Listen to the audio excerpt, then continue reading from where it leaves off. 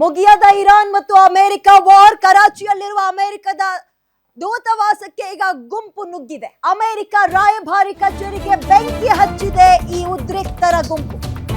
ಕರಾಚಿಯಲ್ಲಿರುವ America ದೂತ ನಿವಾಸಕ್ಕೆ ಬೆಂಕಿ ಹಚ್ಚಿದವೆ ಈ ಗುಂಪು ನುಗ್ಗಿ. ಕಲ್ಲು ದೊಣ್ಣೆಗಳಿಂದ ಯುಎಸ್ ಕಚೇರಿಯನ್ನ ಧ್ವಂಸಗೊಳಿಸಿದ್ದಾರೆ ಸ್ಥಳೀಯರು. ಆಕ್ರೋಶ ವಿಪರೀತ ಆಗ್ತಾ ಇದೆ. ಇಸ್ರೇಲ್ ವರ್ಸಸ್ ಇರಾನ್ ಇದ್ದಿದ್ದು ಇದೀಗ ಇರಾನ್ ವರ್ಸಸ್ ಇಸ್ರೇಲ್ ಮತ್ತು ಅಮೆರಿಕ ಅನ್ನುವಂಗಾಗಿದೆ. ಅಲ್ಲಿಯ ಸರ್ವೋಚ್ಚ ನಾಯಕ ಖಮೇನಿಯ ಹತ್ಯೆ ಆಗಿದೆ. ಖಮೇನಿಯ ಕುಟುಂಬವೇ ಸುಳಿವಿಲ್ಲದಂತೆ ಸುಟ್ಟು ಕರಕಲಾಗಿ ಹೋಗಿದೆ. ಇದರ ಮುಂದುವರೆದ ಭಾಗ ಊಹೆ ಮಾಡೋಕ್ಕೂ ಕೂಡ ಸಾಧ್ಯ ಇಲ್ಲ ಅನ್ನುವ ಪರಿಸ್ಥಿತಿ ಇದೆ. ದೃಶ್ಯಾವಳಿಯಲ್ಲಿ ಗಮನಿಸ್ತಾ ಇದ್ರಿ, ಅಮೆರಿಕ ರಾಯಭಾರಿ ಕಚೇರಿಗೆ ಕಲ್ಲು ದೊಣ್ಣೆಗಳಿಂದ ನುಗ್ಗಿದ್ದಾರೆ. ಬೆಂಕಿ ಹಚ್ಚುವ ಸಾಹಸಕ್ಕೂ ಕೂಡ ಕೈ ಹಾಕಿದ್ದಾರೆ. ಇವೆಲ್ಲವೂ ಕೂಡ ಉದ್ರಿಕ್ತರ ಗುಂಪು. ಖಮೇನಿಯ ಹತ್ಯೆಯಿಂದ ಕೋಪಗೊಂಡು ಪಾಕಿಸ್ತಾನದ ಕರಾಚಿಯಲ್ಲಿರುವಂತಹ ರಾಯಭಾರಿ ಕಚೇರಿ ಇದೆಯಲ್ಲ US, ಅಲ್ಲಿಗೆ ಬೆಂಕಿ ಹಚ್ಚುವ ಕೆಲಸವನ್ನ ಮಾಡಿದೆ. ಖಮೇನಿಯ ಹತ್ಯೆಯನ್ನ ಅಥವಾ ಸಾವನ್ನ ಅರಗಿಸಿಕೊಳ್ಳೋಕೆ ಸಾಧ್ಯ ಆಗ್ತಾ ಇಲ್ಲ. ಪರಿಣಾಮ ನಮಗೆ ಏನು ಬೇಕೋ ಹೆಂಗ್ ಬೇಕೋ ಹಂಗೆ ಎಲ್ಲ ಹುಡುಗರು, ಈಗ 22 ವರ್ಷದ ಹುಡುಗರು ಕೈಯಲ್ಲಿ ದೊಣ್ಣೆ ಗಿಣ್ಣೆ ಎಲ್ಲ ಇಟ್ಕೊಬಂದು ಮಕ್ಕಕ್ಕೆ ಮಾಸ್ಕ್ ಎಲ್ಲ ಕಟ್ಕೊಂಡು ಪಾಕಿಸ್ತಾನದ ಕರಾಚಿಯಲ್ಲಿರೋ US ರಾಯಭಾರ ಕಚೇರಿ ಇರುತ್ತಲ್ಲ, ಕೋಆರ್ಡಿನೇಟ್ ಮಾಡ್ಕೊಳ್ಳೋಕ್ಕೆ ಅಂತ ಎಲ್ಲ ದೇಶಗಳಲ್ಲಿ ಹೋಗ್ತಾರಲ್ಲ, ಹಂಗೆ ಅಲ್ಲಿರುವ ಆಫೀಸ್ ಮೇಲೆ ಕಲ್ಲು ದೊಣ್ಣೆಗಳಿಂದ ಹೊಡೆದು ಬೆಂಕಿ ಹಚ್ಚುವ ಸಾಹಸಕ್ಕೂ ಮುಂದಾಗಿದ್ದಾರೆ. ಇವೆಲ್ಲವೂ ಆರಂಭ ಅಷ್ಟೇ. ಎಲ್ಲೆಲ್ಲಿ ಹೇಗೆ ಇದರ ಆಕ್ರೋಶಗಳು ಚಿಮ್ಮುತ್ತೋ ಹೇಳೋಕ್ಕಾಗಲ್ಲ. ಹಂಗೆ ನೋಡೋದಾದ್ರೆ ನಮ್ಮ ಕರ್ನಾಟಕದ ಚಿಕ್ಕಬಳ್ಳಾಪುರದಲ್ಲಿ ಕಣ್ಣೀರು ಹಾಕ್ತಾ ಇದ್ರು. ಅವರ ಇರುವಿಕೆಯನ್ನ ಆ್ಯಂಡ್ ಅವರ ನೆನಪು ಹೆಂಗಿತ್ತು ಚಿಕ್ಕಬಳ್ಳಾಪುರಕ್ಕೋ ಮತ್ತು ಖಮೇನಿಗೂ ಇರುವಂತಹ ಸಂಬಂಧ ಹೇಗೆ, ಅಲ್ಲಿರುವ ಆಸ್ಪತ್ರೆ, ಇವೆಲ್ಲ ಖಮೇನಿ ಹೆಸರಲ್ಲೇ ಆಸ್ಪತ್ರೆ ಇದೆ ಚಿಕ್ಕಬಳ್ಳಾಪುರದಲ್ಲಿ. ಈಗ ಪಾಕಿಸ್ತಾನದಲ್ಲಿ ಹಿಂಗೆ ಆರಂಭ ಆಗಿದೆ. ಶ್ರೀಲಂಕಾದಲ್ಲೂ ಕೂಡ ಅದು ದೇಶದ ಹಲವು ಕಡೆ ಇದು ಹೆಚ್ಚಾಗ್ತಾ ಇದೆ. ಈಗ ಏನೇನಾಗುತ್ತೆ ಮುಂದಕ್ಕೆ ಕಾದು ನೋಡಬೇಕು. ದುಬೈ ಮೇಲೂ ಕೂಡ ಇರಾನ್ನಿಂದ ದಾಳಿ ಆಗ್ತಾ ಇದೆ. ಈಗ ಏರ್ಪೋರ್ಟ್ಗಳಲ್ಲಿ ಕನ್ನಡಿಗರು ಸಿಕ್ಕಾಕೊಂಡಿದ್ದಾರೆ. ಉಳಿಸಿ ನಮ್ಮನ್ನಂತ ಕೇಳ್ತಾ ಇದ್ದಾರೆ. ಇದರ ನಡುವೆ ನಮ್ಮ ದೇಶದ ಸುತ್ತಮುತ್ತ ಆ್ಯಂಡ್ ಪಾಕಿಸ್ತಾನದಲ್ಲೂ ಕೂಡ, ಕಾಶ್ಮೀರದಲ್ಲೂ ಕೂಡ ಕೆಂಡ ಕಾರ್ತಾ ಇದ್ದಾರೆ. ತಮಗೆ ಹೇಗೆ ತೋಚುತ್ತೋ ಹಾಗೆ ತಮ್ಮ ಸಿಟ್ಟನ್ನ ವ್ಯಕ್ತಪಡಿಸ್ತಾ ಇದ್ದಾರೆ. ಖಮೇನಿಯ ಹತ್ಯೆ ಮಾಡಿದ ಪಾಕಿಸ್ತಾನದ ರಾಯಭಾರಿ ಕಚೇರಿಗೆ ಕಲ್ಲು ಹೊಡೆದು ದೊಣ್ಣೆಗಳಿಂದ ಬಡಿದು ಬೆಂಕಿ ಹಚ್ಚುವ ಸಾಹಸಕ್ಕೂ ಮುಂದಾಗ್ತಾರೆ. ಪಾಕಿಸ್ತಾನದ ಪರಿಸ್ಥಿತಿ ಸದ್ಯಕ್ಕೆ ನೀವು ನೋಡ್ತಾ ಇರೋದು. ಕೆಲವು ಕಡೆ ಆಕ್ರೋಶ, ಕೆಲವು ಕಡೆ ಕಣ್ಣೀರು. ಇವೆಲ್ಲವೂ ಕೂಡ ಇರಾನ್ನ ಸರ್ವೋಚ್ಚ ನಾಯಕ, ಸುಪ್ರೀಂ ಲೀಡರ್ ಅಂತ ಕರೆಸ್ಕೊಳ್ತಾ ಇದ್ದ ಖಮೇನಿಯ ಹತ್ಯೆಯ ನಂತರ ಇರಾನ್ ಕೂಡ ಈಗ ಅದನ್ನ ಘಂಟಾಘೋಷವಾಗಿ ಒಪ್ಕೊಂಡಿದೆ. ಹೌದು, ನಮ್ಮ ಸರ್ವೋಚ್ಚ ನಾಯಕ ಇನ್ನಿಲ್ಲ ಅಂತ. ಕಡ್ಡಿ ತುಂಡು ಮಾಡದಂತೆ ಬಹಳ ಬೇಗ ಇದರ ಸುದ್ದಿಯನ್ನ ಪಾಸ್ ಮಾಡಿದ್ದು Donald Trump. He is no more, ಇಲ್ವೇ ಇಲ್ಲ ಆತ ಅಂದ್ರು. ಇಸ್ರೇಲ್ ಕೂಡ ಸ್ವಲ್ಪ ಗಂಟಲನ್ನ ನಡುಗಿಸಿತ್ತು. ಇರಾನ್ ಅದನ್ನು ಒಪ್ಕೊಳ್ಳೋಕ್ಕೆ ಸ್ವಲ್ಪ ಸಮಯ ತಗೊಳ್ತು. ಬಟ್ ಎಷ್ಟೇ ಸಮಯ ಆದರೂ ವಿಚಾರ ಹೊರಗೆ ಬರಲೇಬೇಕಲ್ವಾ. ಜಗಜ್ಜಾಹೀರಾಗ್ತಾ ಇದ್ದಂತೆ ಆ ಖಮೇನಿಯ ಅಭಿಮಾನಿಗಳು ಈ ರೀತಿಯಾಗಿ ಆಕ್ರೋಶವನ್ನು ವ್ಯಕ್ತಪಡಿಸ್ತಾ ಇದ್ದಾರೆ. ನಮ್ಮ ದೇಶದಲ್ಲೂ ಕೂಡ ಇರಾನ್ ಬಗ್ಗೆ ಎರಡು ರೀತಿಯ ಅಭಿಪ್ರಾಯಗಳಿದ್ದಾವೆ. ಇಸ್ರೇಲ್ ಯುದ್ಧದಲ್ಲಿ ಇರಾನಿಗೆ ಸಪೋರ್ಟ್ ಮಾಡೋರು ಇದ್ದಾರೆ, ನಮ್ಮ ದೇಶದಲ್ಲೂ ಇದ್ದಾರೆ. ಖಮೇನಿಯ ಅಭಿಮಾನಿಗಳ ದಾಂಧಲೆ ಇದೆ.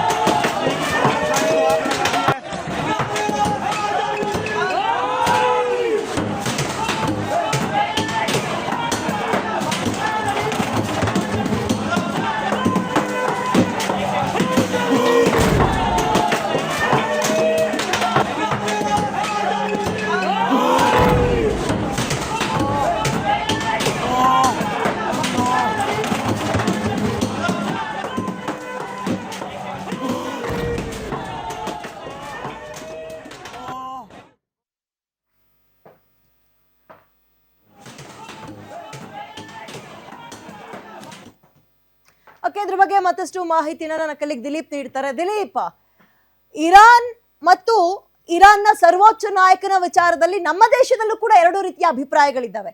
ಯಾವಾಗ ಖಮೇನಿ ಹತ್ಯೆ ಆಯ್ತು ಅಂತ ಗೊತ್ತಾಯ್ತೋ, ಶರಣಾಗದ ಸೇನಾನಿಗೆ ಅಂತಿಮ ನಮನಗಳು ಅಂತ ಹೇಳೋರು ನಮ್ಮ ದೇಶದಲ್ಲೂ ಇದ್ದಾರೆ. ಸೊ ಈಗ ಪಾಕಿಸ್ತಾನದ ಪರಿಸ್ಥಿತಿ ಹೆಂಗಿದೆ? ಖಮೇನಿಯ ಅಭಿಮಾನಿಗಳ ಆಕ್ರೋಶ ಹೇಗ್ ನಡೀತಾ ಇದೆ ದಿಲೀಪ್? ವಿದ್ಯಾ, ಏನಂದರೆ ಶ್ರೀನಗರ ಸೇರಿದಂತೆ ಭಾರತದ ಹಲವು ಒಂದು ಪ್ರದೇಶಗಳಲ್ಲಿ ಒಂದು ಖಮೇನಿ ಹತ್ಯೆ ನಂತರ ಅವರ ಒಂದು ಫೋಟೋವನ್ನು ಹಿಡಿದು ದೊಡ್ಡ ಮಟ್ಟದ ಪ್ರತಿಭಟನೆಗಳು ಮತ್ತು ಖಮೇನಿ ಪರ ಘೋಷಣೆಗಳು ಕೂಗುವಂಥ ದೃಶ್ಯಗಳನ್ನು ನೋಡ್ತಾ ಇದ್ವಿ. ಜೊತೆಗೆ ಇದೀಗ ಪಾಕಿಸ್ತಾನದಲ್ಲೂ ಕೂಡ ಅದೇ ರೀತಿಯಾದಂಥ ದೃಶ್ಯಗಳು ಕಂಡು ಬರ್ತಾ ಇದೆ. ಏನೊಂದು ಅಯಾತುಲ್ಲಾ ಖಮೇನಿ ಇದ್ದರು, ಅವರು ಶಿಯಾ ಸಮುದಾಯದ ಒಂದು ಇಸ್ಲಾಮಿಕ್ ನಾಯಕ. ಅವರ ಒಂದು ಹತ್ಯೆಯನ್ನು ಖಂಡಿಸಿ ಶಿಯಾ ಸಮುದಾಯದವರು ಬೀದಿಗಿಳಿದಿದ್ದಾರೆ. ಜೊತೆಗೆ ಒಂದು ಇಸ್ರೇಲ್ ದಾಳಿ ನಡೆಸಿರೋದ್ರಿಂದಾಗಿ, ಇರಾನ್ ಮೇಲೆ ಇಸ್ರೇಲ್ ಮತ್ತು ಅಮೆರಿಕ ದಾಳಿ ನಡೆಸಿರೋದ್ರಿಂದಾಗಿ ಇಡೀ ಮುಸ್ಲಿಂ ಜಗತ್ತು ಒಂದು ಅಮೆರಿಕ ವಿರುದ್ಧ ಒಂದು ರೀತಿಯಾದಂಥ ಆಕ್ರೋಶವನ್ನು ವ್ಯಕ್ತಪಡಿಸ್ತಾ ಇದೆ. ಅದರಲ್ಲೂ ಕೂಡ ಭಾರತದಲ್ಲಿರೋ ಮುಸ್ಲಿಮರು ಕೂಡ ಏನೊಂದು ಖಮೇನಿಯವ್ರನ್ನ ಹತ್ಯೆ ಮಾಡಿದ್ರು, ಅದು ಶಿಯಾ ನಾಯಕ ಆಗಿದ್ದರೂ ಕೂಡ ಇಲ್ಲಿನ ಸುನ್ನಿ ಮುಸ್ಲಿಮರು ಕೂಡ ಒಂದು ರೀತಿಯಾದಂಥ ಖಮೇನಿಯವರಿಗೆ ಸಪೋರ್ಟ್ ಕೊಡೋವಂಥ ಒಂದು ಕೆಲಸವನ್ನು ಮಾಡ್ತಾ ಇದ್ದಾರೆ. ಜೊತೆಗೆ ಇರಾನ್ನ ಏನು ಇಸ್ಲಾಮಿಕ್ ರೆಜಿಮ್ ಇದೆ ಅದಕ್ಕೆ ಸಪೋರ್ಟ್ ಕೊಡುವಂಥ ಕೆಲಸವನ್ನು ಮಾಡ್ತಾ ಇದ್ದಾರೆ. ಒಂದು ಘೋಷಣೆಗಳನ್ನ ಕೂಗೋದು, ಅವರ ಧ್ವಜವನ್ನು ಪ್ರದರ್ಶನ ಮಾಡೋದು, ಜೊತೆಗೆ ಖಮೇನಿಯವ್ರನ್ನ ಫೋಟೋ ಹಿಡಿದು ಮೆರವಣಿಗೆ ಮಾಡೋವಂಥದ್ದು ಕಂಡು ಬರ್ತಾ ಇದೆ. ಅದೇ ರೀತಿಯಾದಂಥ ಒಂದು ಸನ್ನಿವೇಶ ಪಾಕಿಸ್ತಾನದಲ್ಲೂ ಇದೆ. ಅಷ್ಟೇ ಅಲ್ಲ, ಪಾಕಿಸ್ತಾನದಲ್ಲಿರುವಂಥ ಅಮೆರಿಕ ದೂತಾವಾಸ ಕಚೇರಿ ಏನಿದೆ ಅದ್ರ ಮೇಲಂತೆ ದಾಳಿ ನಡೆಯುವಂಥ ಪ್ರಯತ್ನಗಳು ಕೂಡ ನಡೆದಿದೆ. ಇದು ಒಂದು ಕಡೆ ಬೇರೆ ಬೇರೆ ದೇಶಗಳಲ್ಲಿ ನಡೀತಿರೋ ರಿಯಾಕ್ಷನ್ ಆದರೆ, ಇನ್ನು ಇರಾನ್ ಕೂಡ ಸುಮ್ಮನೆ ಕೂತಿಲ್ಲ. ಇರಾನ್ನಲ್ಲಿ ಈಗಾಗಲೇ ಇರಾನ್ ಸೇನೆ IRGC ಇರ್ಬೋದು, ಇರಾನ್ ಸೇನೆ ಮತ್ತು ಇರಾನ್ನ ಯಾರು ಮುಖ್ಯಸ್ಥರಿದ್ದಾರೆ ಅವರು ಕೂಡ ಒಂದು ಅಮೇರಿಕಾದ ನೆಲೆಗಳ ಮೇಲೆ ದಾಳಿ ನಡೆಸೋವಂಥ ಕೆಲಸವನ್ನು ಮಾಡ್ತಿದ್ದಾರೆ. ಯಾಕೆಂದರೆ ಅಮೇರಿಕ ಮೇಲೆ ನೇರವಾಗಿ ದಾಳಿ ನಡೆಸೋವಂಥ ಶಕ್ತಿ ಇರಾನ್ ಬಳಿ ಇಲ್ಲ.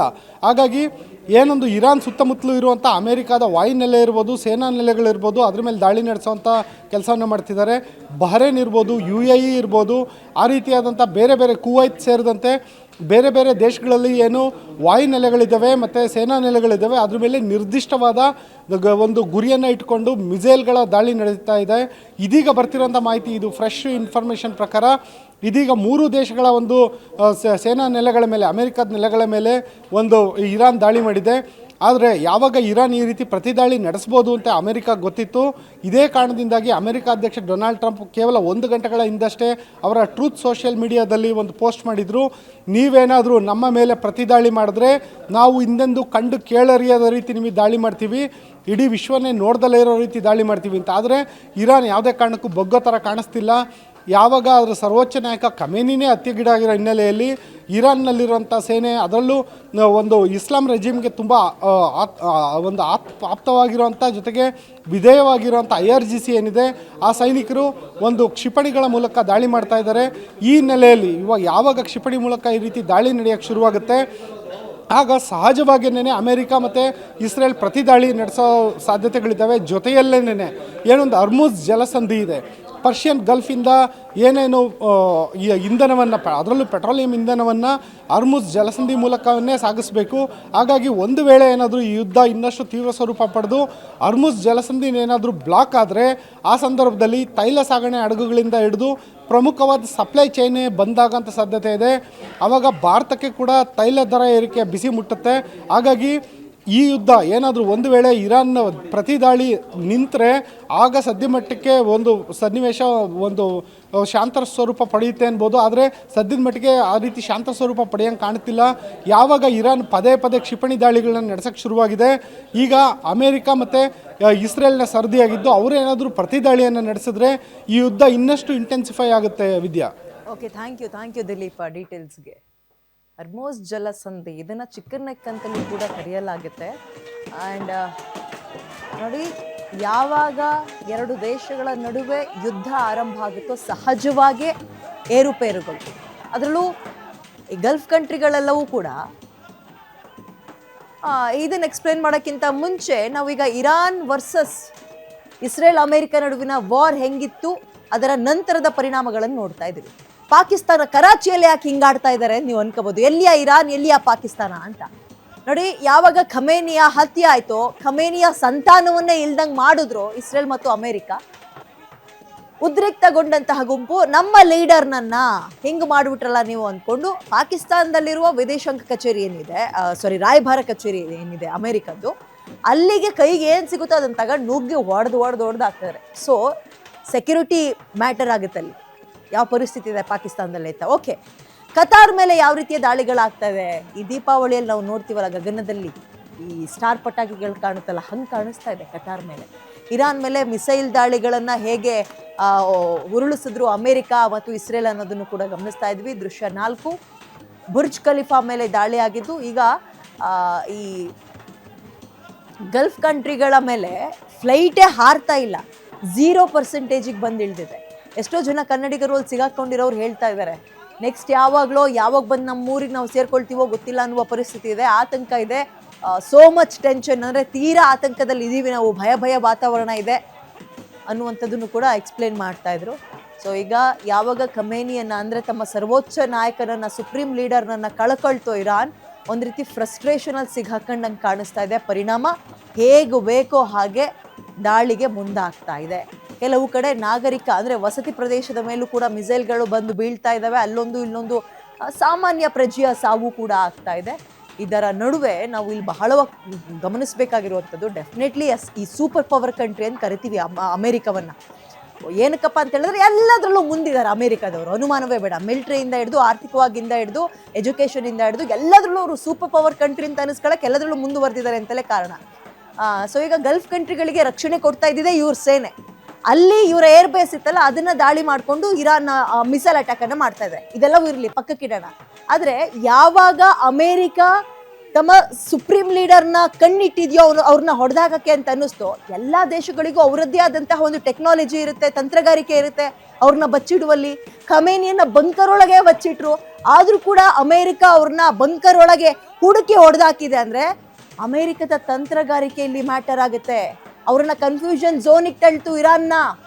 ನ್ಯೂಕ್ಲಿಯರ್ ಕಂಪ್ಲೀಟ್ ಆಗಿ ನೀವು ಸ್ಟಾಪ್ ಮಾಡಬೇಕು ಅನ್ನುವಂತಹ ಒಂದು ಮೀಟಿಂಗ್ ಕರೆದು ಅವ್ರನ್ನ ಅಲ್ಲಿ ಸ್ಟಿಕ್ ಆನ್ ಆಗೋ ಥರ ಮಾಡಿ ಇಲ್ಲಿ ಲೀಡರ್ನೇ ಹೊಡೆದಾಕ್ಬಿಟ್ಟಿದೆ. ಸೊ ಇದು ಒಂದು ರೀತಿಯ ತಂತ್ರಗಾರಿಕೆ. ಅಮೆರಿಕ ಇಲ್ಲಿ ತನಕ ಸೂಪರ್ ಪವರ್ ಕಂಟ್ರಿ ಅಂತ ಅನಿಸ್ಕೊಳ್ತಾ ಇರೋದು ಇದೆಲ್ಲವನ್ನೂ ಸೇರಿಯೇ.